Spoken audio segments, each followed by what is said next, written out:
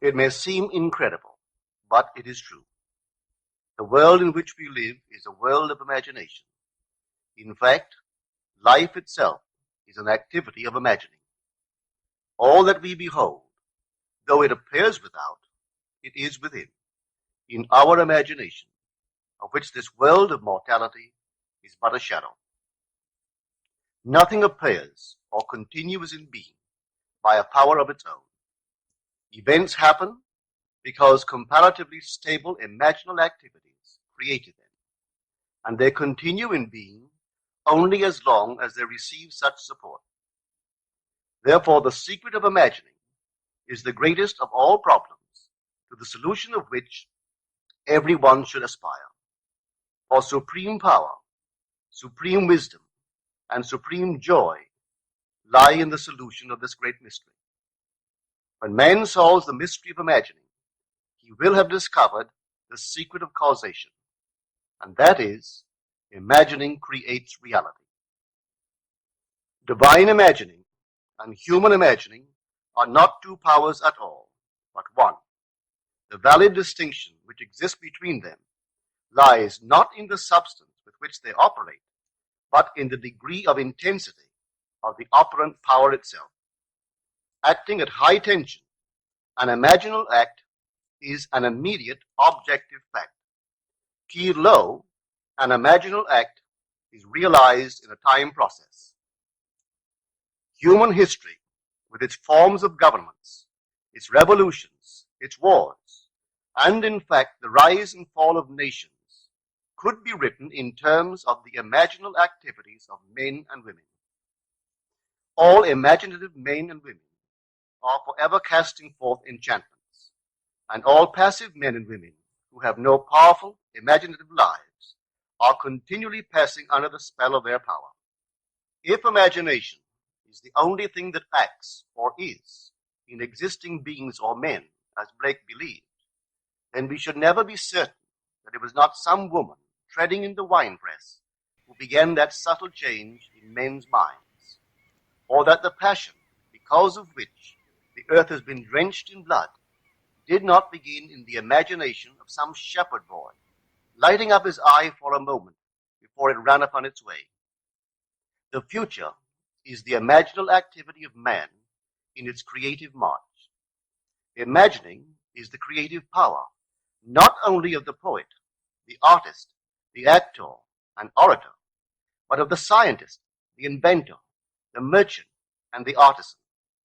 Its abuse in unrestrained, unlovely image-making is obvious, but its abuse in undue repression breeds a sterility which robs a man of actual wealth of experience. Imagining novel solutions to ever more complex problems is far more noble than to restrain or kill out desire. Life is the continuing solution of a continuously synthetic problem. Imagining creates events. Our world, created out of men's imagining, comprise unnumbered warring beliefs. Therefore, there can never be a perfectly stable or static state. Today's events are bound to disturb our yesterday's established order. Imaginative men and women invariably unsettle a pre-existing peace of mind. Hold fast to your ideal in your imagination. Nothing can take it from you but your failure to persist in imagining the ideal realized. Imagine only such states that are of value or promise well. To attempt to change circumstances before we change our imaginal activity is to struggle against the very nature of things. There can be no outer change until there is first an imaginal change. Everything we do, unaccompanied by an imaginal change, is but futile readjustment of surfaces. Imagining the wish fulfilled brings about a union with that state, and during that union we behave in keeping with our imaginal change. This shows us that an imaginal change will result in a change of behavior. However, our ordinary imaginal alterations, as we pass from one state to another, are not transformations, because each of them is so rapidly succeeded by another in the reverse direction. But whenever one state grows so stable as to become our constant mood, our habitual attitude, then that habitual state defines our character and is a true transformation. Now let me call your attention to the design on the cover of this record.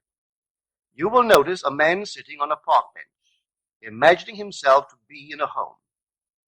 This is the secret of those who lie in bed awake while they dream things true. They know how to live in their own dream house until, in fact, they do. Man, through the medium of a controlled waking dream, can predetermine his future.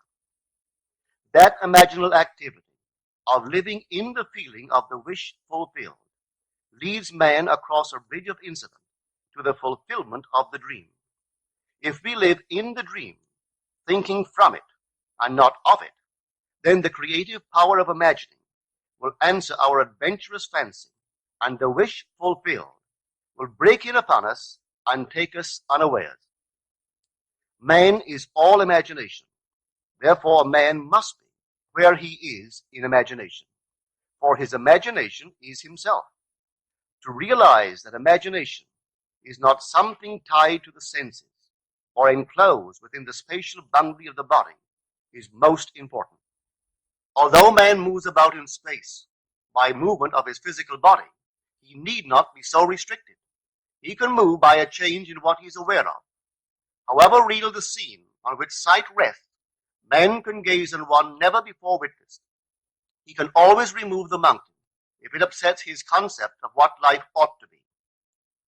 This ability to mentally move from things as they are to things as they ought to be is one of the most important discoveries that man can make.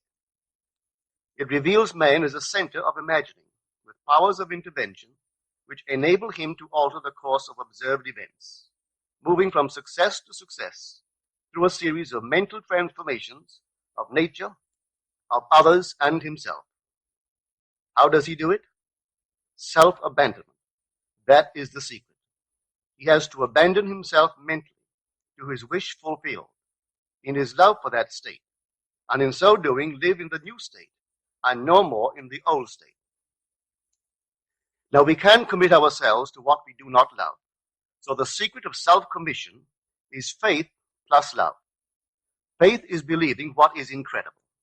We commit ourselves to the feeling of the wish fulfilled, in faith that this act of self-commission will become a reality, and it will, because imagining creates reality. Imagination is both conservative and transformative. It is conservative when it builds its world from images supplied by memory and the evidence of the senses. It is creatively transformative when it imagines things as they ought to be, building its world out of the generous dreams of fancy. In the procession of images, the ones that take precedence naturally are those of the senses. Nevertheless, a present sense impression is only an image. It does not differ in nature from a memory image or the image of a wish.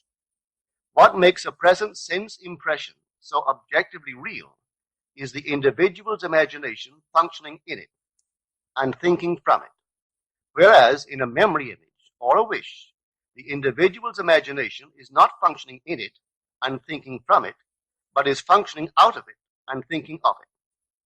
If the individual would enter into the image in his imagination, as the design on the cover of this record suggests, then would he know what it is to be creatively transformative. Then would he realize his wish, and then he would be happy.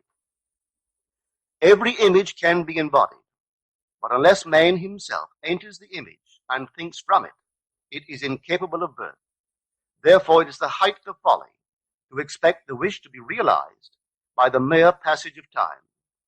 That which requires imaginative occupancy to produce its effect obviously cannot be effected without such occupancy. We cannot be in one image and not suffer the consequences of not being in another. Imagination is spiritual sensation.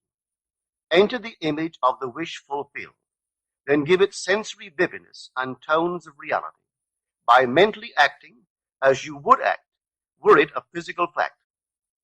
Now, this is what I mean by spiritual sensation. Imagine that you are holding a rose in your hand. Smell it. Do you detect the odor of roses? Well, if the rose is not here, why is its fragrance in the air? Through spiritual sensation, that is, through imaginal sight, sound, scent, taste, and touch, man can give to the image sensory vividness. If he does, all things will conspire to aid his harvesting. And on reflection, he will see how subtle were the threads that led to his goal. He could never have devised the means which his imaginal activity used to fulfill itself. If man longs to escape from his present sense fixation, to transform his present life into a dream of what might well be, he has but to imagine that he is already what he wants to be, and then feel the way he would expect to feel under such circumstances. Let him, like the make-believe of a child who is remaking the world after its own heart, create his world out of pure dreams of fancy. Let him mentally enter into his dream. Let him mentally do what he would actually do were it physically true. He will discover that dreams are realized not by the rich, but by the imaginative. Nothing stands between man and the fulfillment of his dreams but facts, and facts are the creations of imagining. If man changes his imagining, he will change the facts. Man and his past are one continuous structure. This structure contains all of the facts which have been conserved and still operate below the threshold of his surface mind.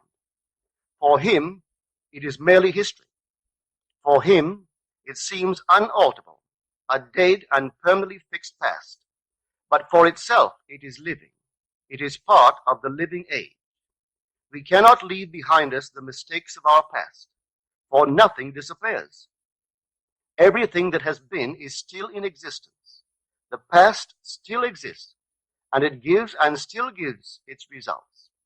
Man must go back in memory, seek for and destroy the causes of evil, however far back they lie.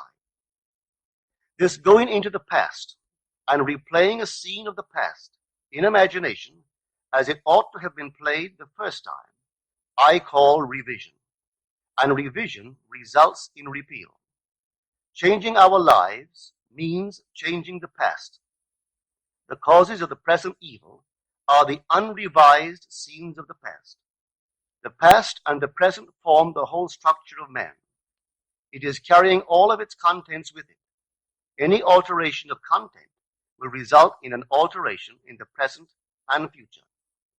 Live nobly, so that mind can store a past well worthy of recall.